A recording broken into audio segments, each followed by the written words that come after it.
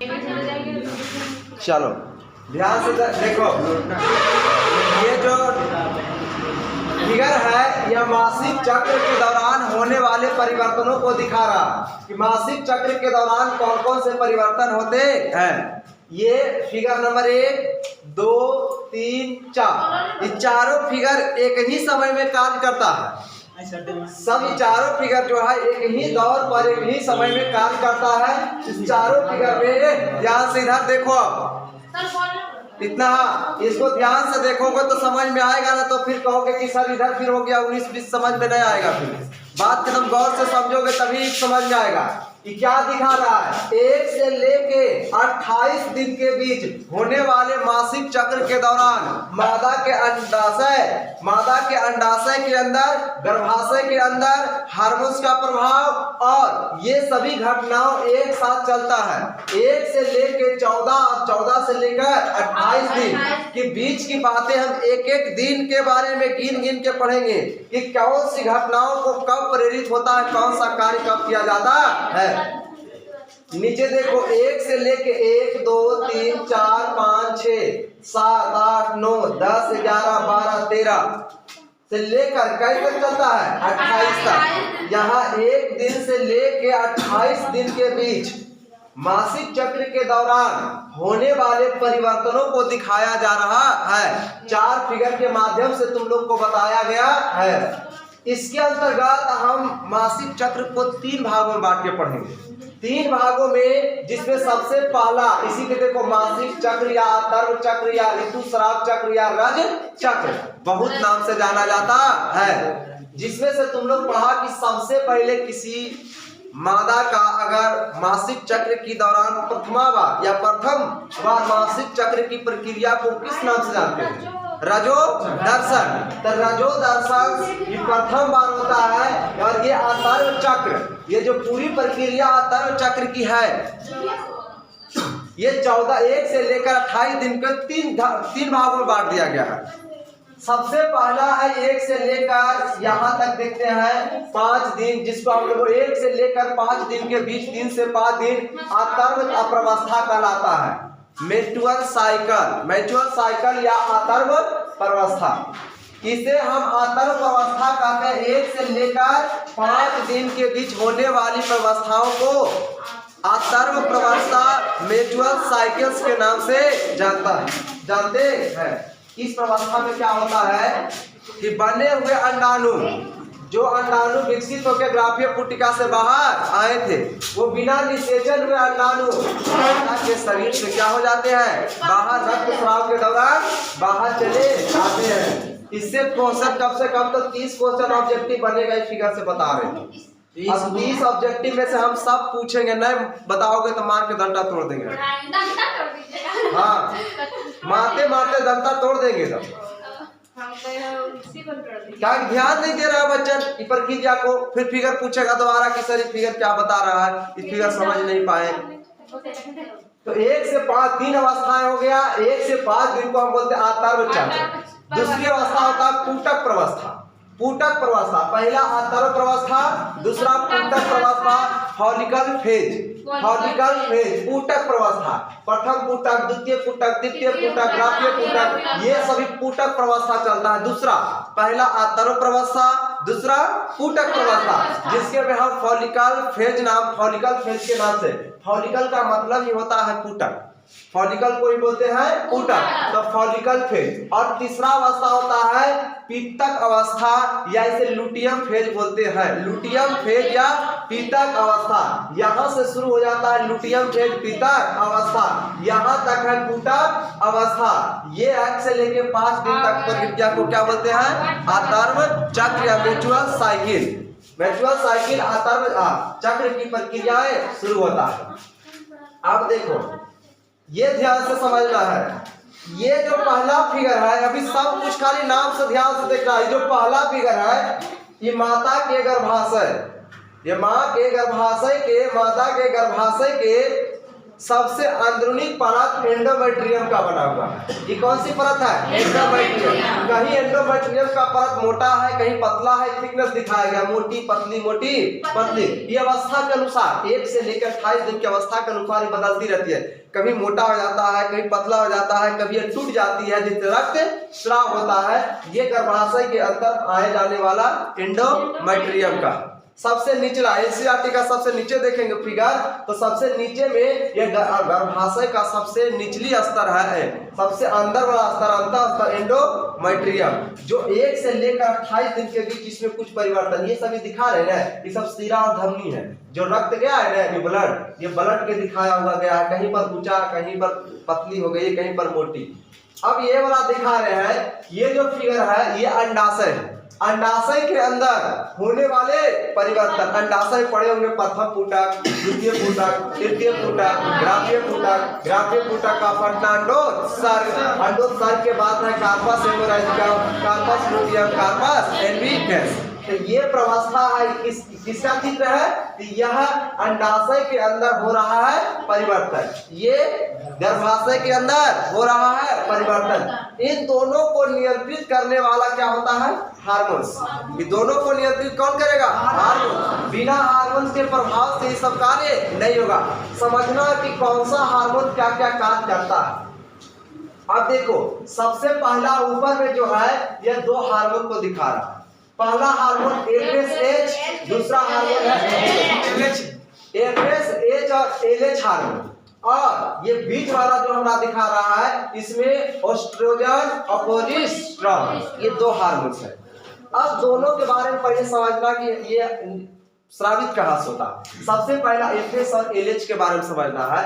FS और LH 2 ऐसे hormone है जो शरीर, मादा के शरीर के अग्रपीयूष ग्रंथि से एफएसएच और एलएच का स्रावन होता है। लेकिन ये दोनों को स्रावन करने के लिए नियंत्रित करता है, हाँ, पीयूष ग्रंथि ने हाइपोथैलेमस ग्रंथि से निकलने वाला एक हार्मोन होता है जिसको हम लोग बोल सकते हैं जीएनआरपी करके इसका नाम है। देखो ये हार्मोन है GnRH, gonadotropin releasing hormone, GnRH. देखो ये दोनों हार्मोन्स है, ये दोनों एफएसएच और एलएच, ये दोनों को नियंत्रित करेगा।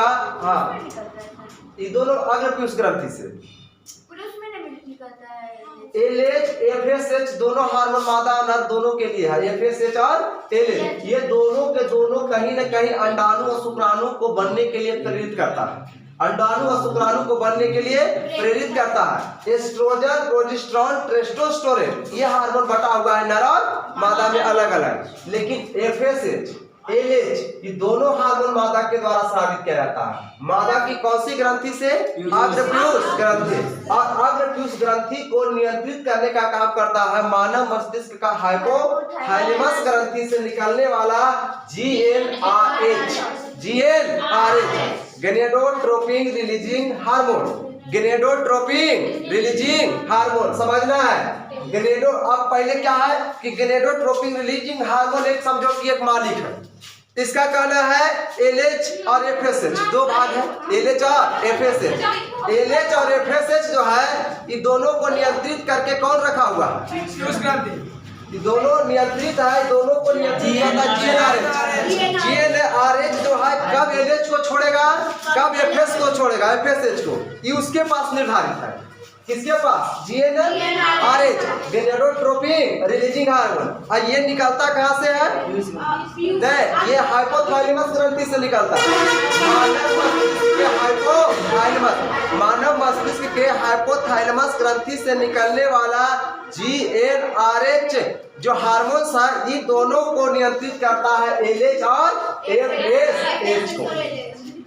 और ये दोनों निकलता है मानव मस्तिष्क के अग्रपीयूष ग्रंथि से। यह अग्रपीयूष ग्रंथि से 2 हार्मोन निकलता है मादा के, एफएसएच और एलएच। दोनों को नियंत्रित करता है जीएनआरएच, गोनेडोट्रोपिन रिलीजिंग हार्मोन। ये हार्मोन को निर्धारित करता है, ये दोनों नियंत्रित करने का कार्य करता है। अब होता क्या है कि कब अंडाणु को, कब गर्भाशय की परत टूटना है, कब गर्भाशय की परत मजबूत होना है, कब पुटक बनना है, कभी पुटक की अवस्था नहीं बनना है। 1 से 28 दिन के अंदर होता है कि कब पुटक बनेगा, कब पुटक नहीं बनेगा। जैसे बताओ कि यहाँ पुटक बन रहे हैं, तो यहाँ इसके बाद यहाँ अंडोत्सर्ग हो गया, तो फिर से पुटक न बनने लगे, फिर से पुटक बनेगा, तब तक कार्पस हेमोरेजिका में सब दिक्कत हो जाएगा। इसके लिए हार्मोन नियंत्रित करता है कि कौन सा क्या कार्य करेगा। ये हो गया मानव मस्तिष्क से निकलने वाला हार्मोन। ये दोनों हार्मोन्स FSH और LH, ये दोनों को कंट्रोल करके रखता है ये हार्मोन जिसको बोलते हैं एस्ट्रोजन और प्रोजेस्टेरोन। ये दोनों हार्मोन मादा के अंडाशय से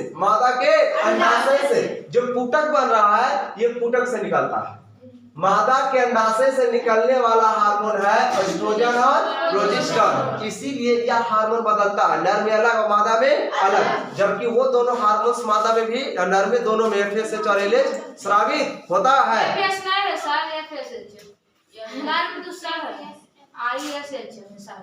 तो ये जो है ना, ये स्रावित होने वाला हार्मोन है, ये नियंत्रित करता है। ये जो है ना, ये दोनों LH FSH, ये LH FSH को नियंत्रित करता है एस्ट्रोजन और प्रोजेस्टेरोन। बस खाली अभी नाम इसका कार्य जब बताएंगे तो बातें समझ में आएगी कि एस्ट्रोजन कब प्रेरित होता है, किस पर कार्य करता है। अभी तो नाम हम तुम लोग को बता रहे हैं, FSH हो गया, LH हो गया, ये दोनों को कौन कंट्रोल में करे हुए है? GnRH। और GnRH कहाँ से छूटता है? हाइपोथैलेमस ग्रंथि से निकलने वाला गोनेडोट्रोपिन रिलीजिंग हार्मोन, ये दोनों हार्मोन लुटिनाइजिंग हार्मोन और फॉलिकल हार्मोन जो FSH हार्मोन है, ये दोनों हार्मोन्स को नियंत्रित करता है। ये दोनों हार्मोन्स जो है कब आगे बढ़ेंगे, देखो ग्राफ जो दिखाया तुम लोग की ग्राफ है कि कभी बढ़ा है कभी कमा है, कभी बढ़ा है कभी कमा है। ये हार्मोन्स का प्रभाव दिखा रहा है कि कभी ग्राफ ऊंचा हो गया कभी डाउन हो गया। कभी देखो LH जो है नीचे है तो FSH क्या हुआ, बढ़ा हुआ।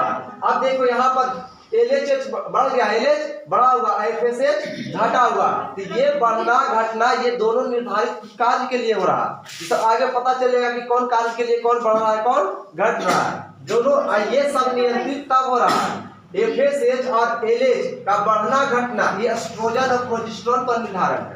एस्ट्रोजन और प्रोजेस्टेरोन, यहाँ पर देखेंगे तो एस्ट्रोजन का मात्रा कम गया, एस्ट्रोजन कम गया, लेकिन यहाँ पर जाएंगे तो एस्ट्रोजन बढ़ गया और ये एस्ट्रोजन का मात्रा बढ़ गया, फिर देखो कम से गया, एस्ट्रोजन इतना कम गया है कि अब यहाँ पर कुछ अलग अवस्था बनाएगी। फिर एस्ट्रोजन धीरे धीरे बढ़ेगा। ये 28 दिन है, 1 से लेके 5 दिन है, फिर 28 दिन 1 से 4 दिन शुरू हो जाएगा 5 से, ये आगे की प्रावस्था है। तो इसका मतलब चारों फिगर तुम लोग को बातें समझ में आ गया कि चारों फिगर है कहाँ के, खाली ये पता लगाना है ये कहाँ का है, अंडाशय का, मानव मस्तिष्क में निकलने वाला पीयूष ग्रंथि और हाइपोथैलेमस ग्रंथि द्वारा दिखाया गया ये मानचित्र है।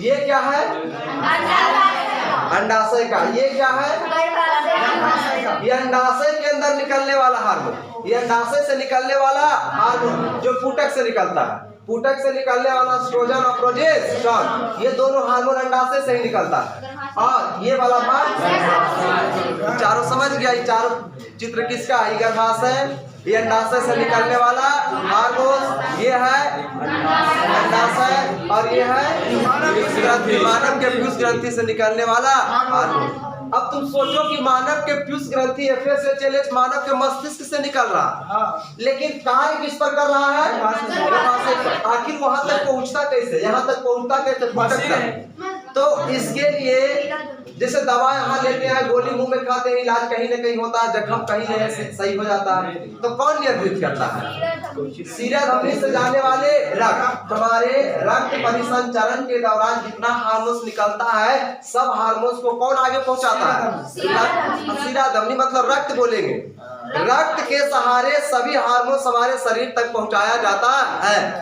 अगर यहाँ हार्मोन्स निकल रहा थी, हार्मोन्स डायरेक्ट कहाँ अंडाशय तक पहुंचता है और अंडाशय को प्रेरित करता है पुटक को बनाने के लिए, कब पुटक को तोड़ना है, कब पुटक को हटना है, ये सभी कार्य हार्मोन्स के द्वारा नियंत्रित होता है। और ये हार्मोन मानव मस्तिष्क के अग्रपीयूष ग्रंथि से निकलता है और अग्रपीयूष ग्रंथि से निकलने वाला FSH और LH हार्मोन की दोनों को कंट्रोल करके रखे हुआ है गनेडोट्रोपिन लिंकिंग हार्मोन GnRH। इतना बातें तुम लोग अगर समझ गया तो हम आगे बढ़ेंगे। इतना बातें फिगर समझा कि क्या कहना चाहता है। अब देखो ऊपर नीचे जो कौन फिगर में समझ, मतलब खाली नाम जानो कि इंजन के लिए गर्भाशय है, बस यही सीखना अभी समझाए कर 1 घंटा के क्लास लेंगे तो उतना में तुम लोग बातें समझेंगे। ये दिखाना चाह रहे हैं कि ये समझ में आए कि गर्भाशय है, ये अंडाशय पुटक से निकलने वाला हार्मोन है, ये पुटक है जो 1 से लेकर 28 दिन के बीच कार्य करती है और ये मानव मस्तिष्क के निकलने वाला अग्रपीयूष ग्रंथि का हार्मोन का प्रभाव है, अप डाउन कर रहा है। अब देखो मासिक चक्र, आतंक चक्र या ऋतु चक्र या रज चक्र या इसी को हम MC या महावरी के नाम से भी जानते हैं। गांव में इसको पूछता है, कभी बोलेगा कि इसका स्थानीय नाम क्या है, गांव में इसको किस नाम से जानते हैं, तो महावरी के नाम से जानते हैं। और ऐसे ऐसे मासिक चक्र रजो दर्शन, अगर मासिक चक्र की शुरुआत होती है प्रथम महीना से, उसे हम लोग रजो दर्शन के नाम से जानते हैं। अब ये आतर्व चक्र को 3 अवस्थाएं होती, क्या अवस्था हम पढ़ते हैं 3। सबसे पहला बोले आतर्व प्रवस्था जो 1 से लेकर 5 दिन के बीच चलती है, जिसमें रक्त का स्राव होता है। निषेचन की क्रिया के दौरान अगर अंडाणु शुक्राणु से मिल गए, युग्मनज बना है तो रक्त स्राव रुक जाती है, अगर नहीं तो रक्त स्राव की घटनाएं महीने चलते रहता है। तो ये आतर्व प्रवस्था है। दूसरा है पुटक प्रवस्था। पुटक प्रवस्था इसी को हम बोलते हैं फॉलिकल फेज। ये सभी नाम याद रखना, आतर्व प्रवस्था, पुटक प्रवस्था, पीत प्रवस्था। पुटक के मतलब प्रथम पुटक, द्वितीय पुटक, तृतीय पुटक। पीत प्रवस्था का मतलब लुटियम, कार्पस लुटियम। पीतक का मतलब लुटियम। अगर ये चीजें आज रखोगे तो तुम लोग को ध्यान में जाएगा कि बातें समझ में आएगी। पुटक प्रवस्था इसका मतलब इस अवस्था में पुटक बनता होगा, पुटक प्रवस्था में पुटक का निर्माण होता होगा। अगर बोलेगा पित्त प्रवस्था तो समझ जाओ पित्त प्रवस्था मतलब ये लुटियम फेज है। लुटियम फेज में क्या होता है, कार्पस लुटियम का निर्माण होता है, अंडोत्सर्ग के दौरान कार्पस लुटियम का निर्माण होता है। और पहला आतर्व प्रवस्था जिसमें ब्लड का स्राव होता है, रक्त का स्राव होता है। तो आतर्व चक्र 1 से 5 दिन के शुरुआत के, मासिक चक्र के 1 से 5 दिन की, 1 से 4-5 दिन इसी अवस्था में चलता है, तो इसे हम लोग आतर्व प्रवस्था कहते हैं, मैचुअल साइकिल। ये शुरुआती अवस्था है, मासिक चक्र की शुरुआती अवस्था को हम लोग बोलते हैं आतर्व प्रवस्था या मैचुअल साइकिल। ये 3 प्रवस्थाओं के दौरान पूरे 1 से लेकर 28 दिन महिलाओं में 49 सालों तक ये घटनाएं घटती रहती है। बीच बीच में ये अवस्थाएं कभी बंद होती है, तो बंद होने के दौरान है सगर्भता को निर्धारित करता है। सगर्भता का मतलब होता है कि मादा गर्भावस्था को किया है, धारण किया है। तो ये डिनोट करता है कि अगर उसकी महीने भर, साल भर मासिक चक्र की प्रक्रियाएं नहीं चल रही है तो सगर्भता को निर्धारित किया है, इसका मतलब वह गर्भावस्था धारण करती है। या तो वो तनाव में है, ऐसा कारण है कि एक ही कारण के दौरान ऐसा होता है। 3 कारण है, 2-3 कारण है जिसके दौरान ये प्रक्रियाएं नहीं भी हो सकता है। अगर ये प्रक्रिया न होने का एक सबसे पहला कारण है सगर्भता। सगर्भता के मतलब है गर्भधारण करना। दूसरी अवस्था है तनाव। अगर कोई मादा बहुत तनाव में रहता है, ज्यादा तनाव लिए होता शरीर पर, तो वैसी अवस्था मासिक चक्र की प्रक्रियाएं रुक जाती है। और हाँ, तनाव में रखने के दौरान हमारे मानव मस्तिष्क पर प्रभाव पड़ता है। अब मानव मस्तिष्क का FSH और LH हार्मोन दोनों क्या करता है, दोनों के दोनों अपना कार्य करना छोड़ देगा। जैसी कार्य करना छोड़ेगा तो पुटक नहीं बनेगा, पुटक नहीं बनेगा तो मासिक चक्र की प्रक्रियाएं नहीं होती है। तो कभी भी ज्यादा तनाव लेके नहीं जीवन जीना। तनाव लेके जियोगे तो दिक्कत है, समस्या। सभी पुरुषों में भी ये घटना घटती है और मादा में भी। पुरुषों में शुक्राणुओं की संख्या तनाव के कारण बनना बंद हो जाते हैं, कार्य हो जाते हैं। तो तनाव लेना क्यों है, तनाव किस लिए, एक जीवन मिला है, ये मिला तो मिला, नहीं मिला तो कोई और पाएंगे। एक चीज पर तनाव इसलिए आता है कि ये नहीं होगा तो क्या होगा, नहीं होगा तो कुछ और होगा। जीवन जिए लिए हैं तो कहीं न कहीं तो सहारा जरूर है। इसलिए ये तनाव में नहीं रहना जीवन में। कितना बच्चे दम लगा रहता है, तू नहीं तो कोई और सही लिया, समझोगे? तनाव इसलिए छोड़ देना है कि तू नहीं तो कोई और सही, कोई और नहीं तो कोई और। इस जमाने में है लाखों हंसी, इस जमाने में सनम तुम अकेली तो नहीं। ऐसा करके आपका करना है जीवन, ऐसी तनाव में नहीं रखना है। इस तुम लोग अलग समझ गए, मतलब ये चीज हमको नहीं मिल रहा है, जैसे जो हम पाना चाह रहे हैं। बातें तो समझते नहीं, हल्ला करना से जो बातें हम लोग को, जैसे हमको लगता है कि हमें नौकरी लेंगे, अरे नौकरी एक जीवन का छोटा अंग होता है। मिला तो मिला, न मिला तो छोड़ दो, न मिला तो कोई बात नहीं। उसमें एकदम पूरे नहीं कि नहीं मिलेगा तो मर जाएंगे, ये कर देंगे वो कर देंगे, क्या करेंगे? मर जाओ, खाना कमाना तो है ही ना, कुछ तो मिलेगा। तो ये नहीं कि हाँ प्रयास पूरा करना है, अपना 100% दम दे देना है उस पर। नहीं मिला तो कोई बात नहीं, छोड़ो, दूसरा चीज कर लेंगे, ठीक है? तो यही सब तनाव को दूर करने के दिमाग, मतलब तनाव में रहता है। कितना बच्चा कि 5 साल से पढ़ रहे, सर कुछ नहीं हुआ, एकदम मेहनत करते करते थक गए, नंबर लाना चाहते थे 450, अरे 400 आया तो कोई बात नहीं, 50 नंबर गया तुम्हारा। उतना तनाव मत लिया करो जीवन में, नहीं तो ये नहीं, अभी तो शुरुआत है, आगे आगे बहुत बड़ा बड़ा तनाव आएंगे। तो ऐसी स्थिति में तो शरीर ही हमारा क्षति पहुंच जाएगा। तो और तीसरा कारण, हाँ दूसरा हो गया तनाव। तीसरा कारण इसमें संभावना व्यक्त किया जाता है कि कभी कभी इसमें कमजोरी के कारण बन जाता है। अगर व्यक्ति को प्रोटीन विटामिन अच्छे भरपूर मात्रा में नहीं मिल पाता है तो उसके कारण मासिक चक्र की प्रक्रियाएं रुक सकती है। कमजोरी के कारण देखोगे कि शरीर इतना कमजोर है, इतना कमजोर है कि उसके अंदर ऊतक का निर्माण नहीं हो पाएगा, तो मासिक चक्र की प्रक्रियाएं रुक जाती है।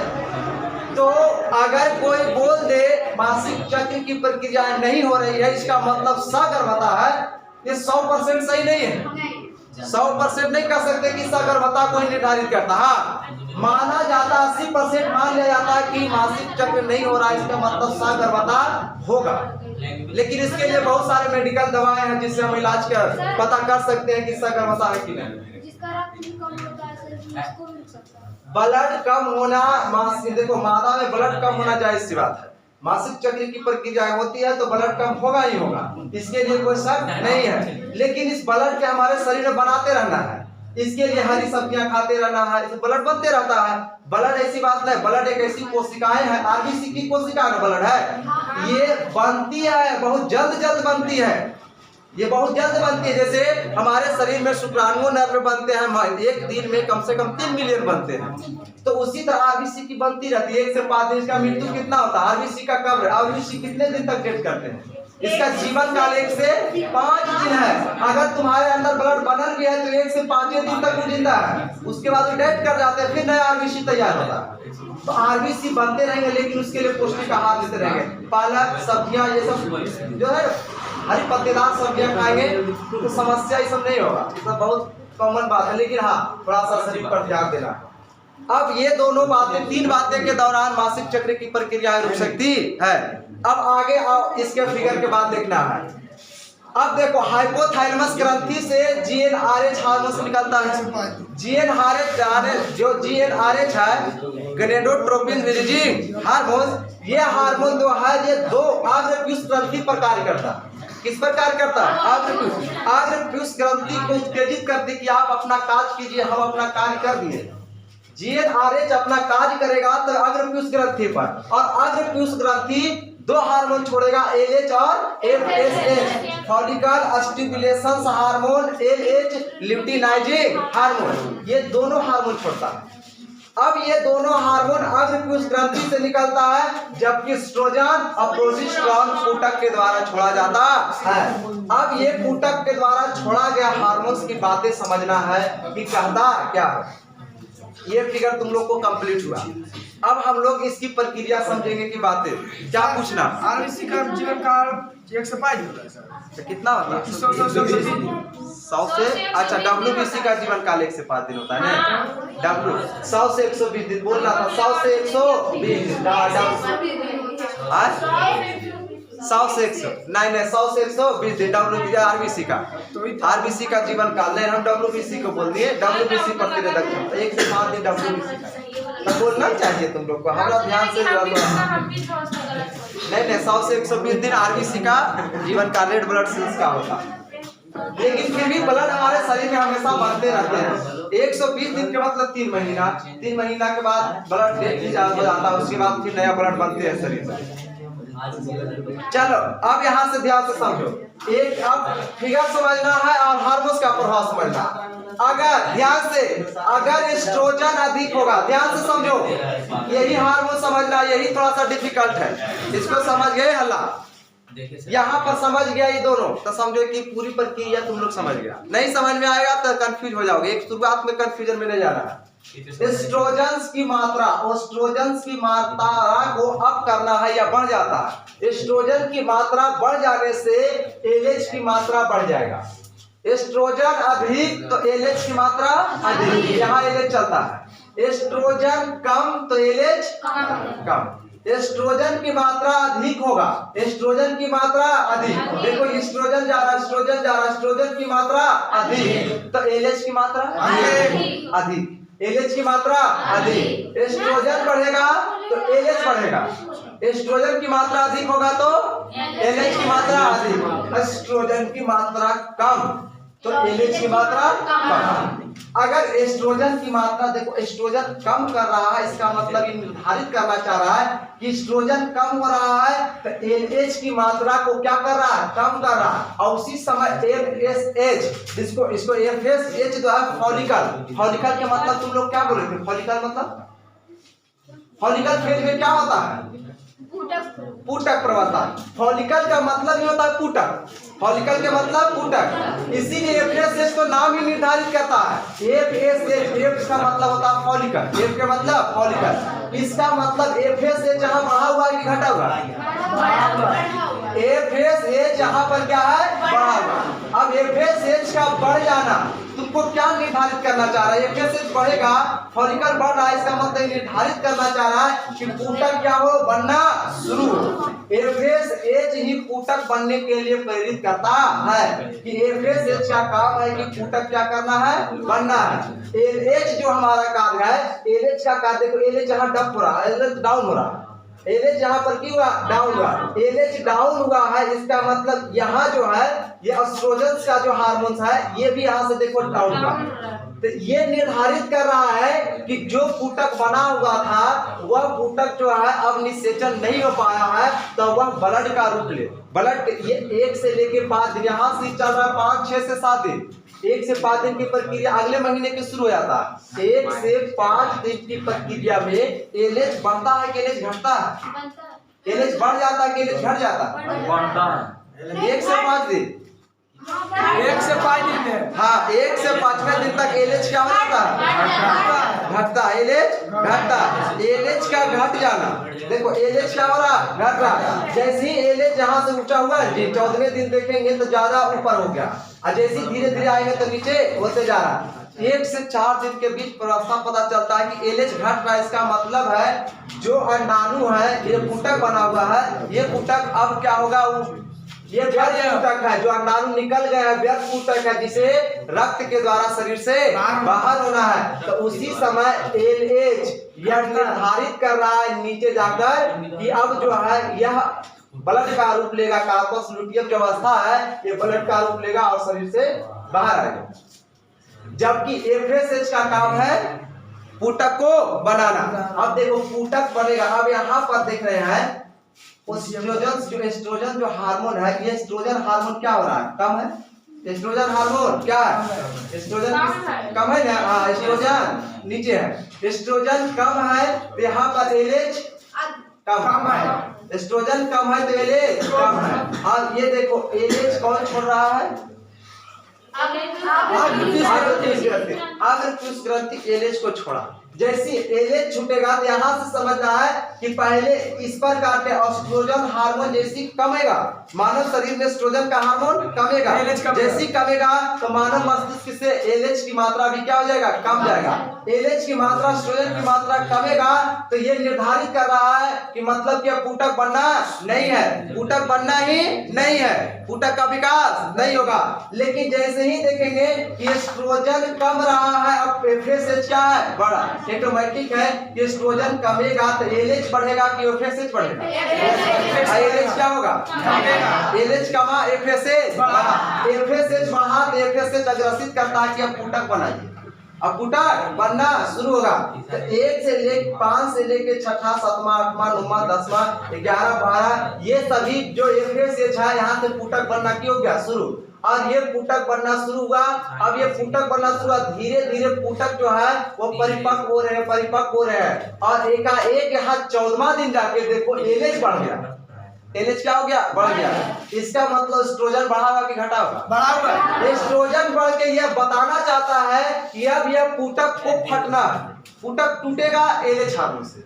पुटक टूटेगा किससे? एलएच हार्मोन बढ़ जाता है 14वां दिन जाके, किससे? एस्ट्रोजन जब बढ़ेगा तो एलएच की मात्रा बढ़ जाता है, जिससे पुटक क्या हो जाते हैं? फट जाते हैं, फट के अंडाणु बाहर हो जाते हैं। और उस समय देखो एफएसएच कितना नीचे आ जाता है। एफएसएच क्या है? नीचे, क्योंकि एलएच नीचे होता है। एलएच का काम है पुटक को क्या करना है? तोड़ना। और एफएसएच का काम है पुटक को परिपक्व बनाना, वृद्धि करना, बढ़ाना। अब यहाँ पर एलएच धीरे धीरे देखो यहाँ एलएच फट रहा है, तो फटने के बाद 14वां दिन तक एक अंडाणु बाहर शरीर से क्या हो गए? बाहर। अब ये बाहर होके यही अंडाणु कहाँ पहुँच जाते हैं? तुम्बिका से होते हुए संकीर्ण पथ जंक्शन के पास। अब संकीर्ण पथ जंक्शन तक जैसे ही गए उस समय इधर देखो कार्य क्या हो रहा है? मादा का एंडोमेट्रियम जो था वह धीरे धीरे 1 से 5 दिन तक कमजोर था, रक्तस्राव का, फिर धीरे धीरे 6ठा दिन बढ़ा, 7वां 8वां 9वां मजबूत होते जा रहा है। इसको लग रहा है कि निषेचन होगा तो इग्नस बनेगा, इसलिए अपने आप को क्या कर रहा है? मजबूत। एंडोमेट्रियम मजबूत, थिकनेस देखो बढ़ रहा। 1 से लेकर 14वां दिन के बीच एंडोमेट्रियम का स्तर बहुत मजबूत हो जाता है। एंडोमेट्रियम अधिक 14 दिन तक जाके एंडोमेट्रियम बढ़ा, देखो 15 16 17 एंडोमेट्रियम का परत क्या हो रहा है? मजबूत। ये मजबूत एंडोमेट्रियम क्यों हो रहा? क्योंकि 14 दिन तक जो निकला गया है अंडाणु वो 14वां दिन जाके कहाँ स्थित है? संकीर्ण पथ जंक्शन। वो 28 दिन के बीच अगर उसमें निषेचन की क्रिया के दौरान लिग्मन बन गया तो इसको मोटा होना है कि पतला हो जाना? ये एंडोमेट्रियम बहुत मजबूत होगा, सख्त होगा, ये दोनों कार्य करेगी। या तो यह कठोर हो जाएगी या तो यह कमजोर हो जाएगी। अब कमजोर होना यह हार्मोन यहाँ पर आके 14वां दिन हो रहा है, 15 16 करके 28 दिन तक जब जाता है तब पता चलता है, जब इसे पता चलेगा कि जो अंडाणु छोड़ा गया था, जो अंडाणु छोड़ा गया था, ये अंडाणु का निषेचन नहीं हो पाया। यह नहीं समझ आया? हाँ सर, समझ गए। हाँ, जो अंडाणु 28 दिन के बीच 14 दिन के बीच छूटा गया था ना, वो अंडाणु से अगर निषेचन नहीं हो पाया तो निषेचन नहीं हो पाया, इसका मतलब ये अंडाणु व्यर्थ हो गया।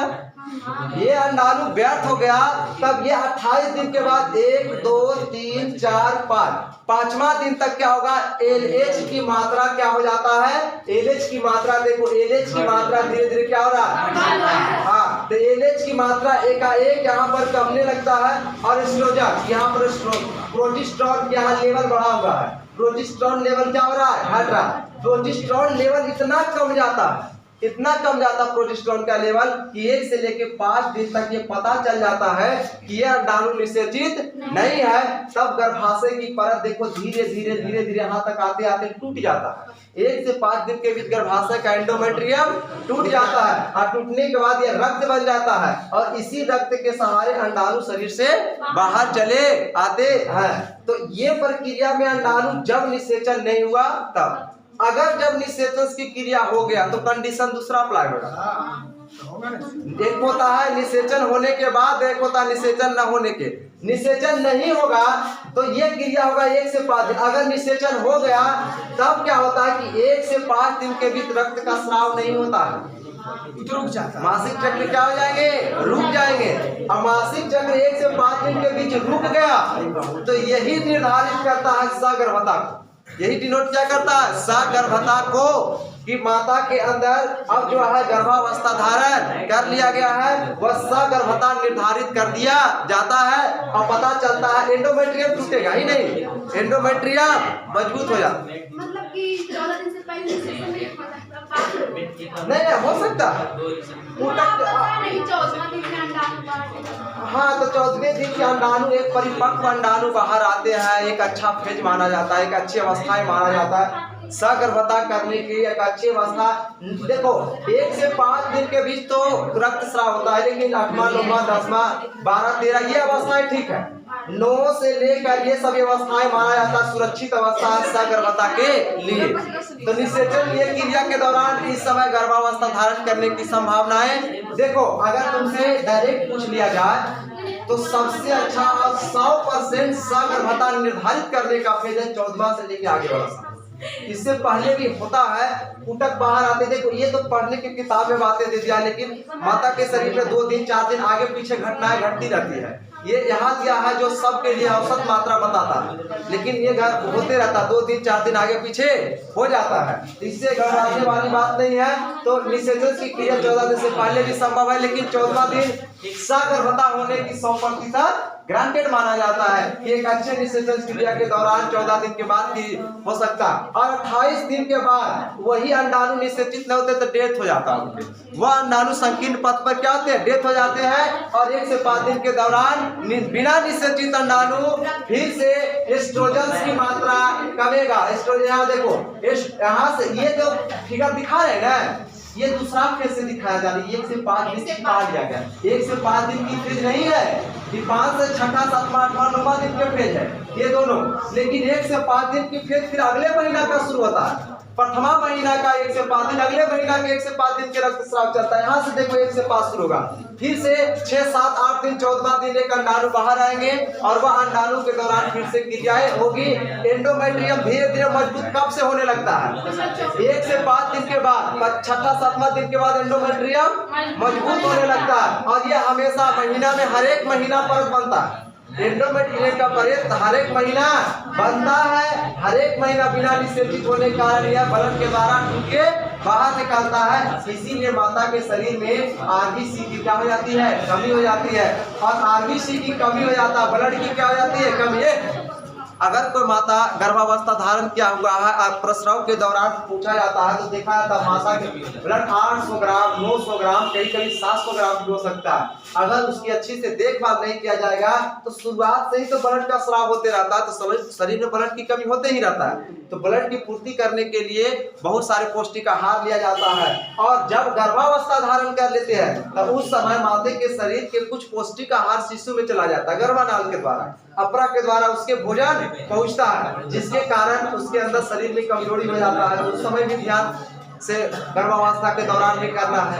तो ये देखो एफएसएच का काम है फूटक को बनाना, एलएच का काम है फूटक को तोड़ना, और एलएच का काम है फूटक टूटे जाता। अच्छा एलएच किस अवस्था में सबसे अपर हो जाता है, कई दिन सबसे ऊपर अवस्था में एलएच क्या हो गया, बढ़ जाता है। और एलएच बढ़ क्यों रहा है, क्योंकि एस्ट्रोजन की संख्या क्या हो जाता है, एस्ट्रोजन बढ़ेगा तो निर्धारित करता है प्रोजेस्टेरॉन का बढ़ना।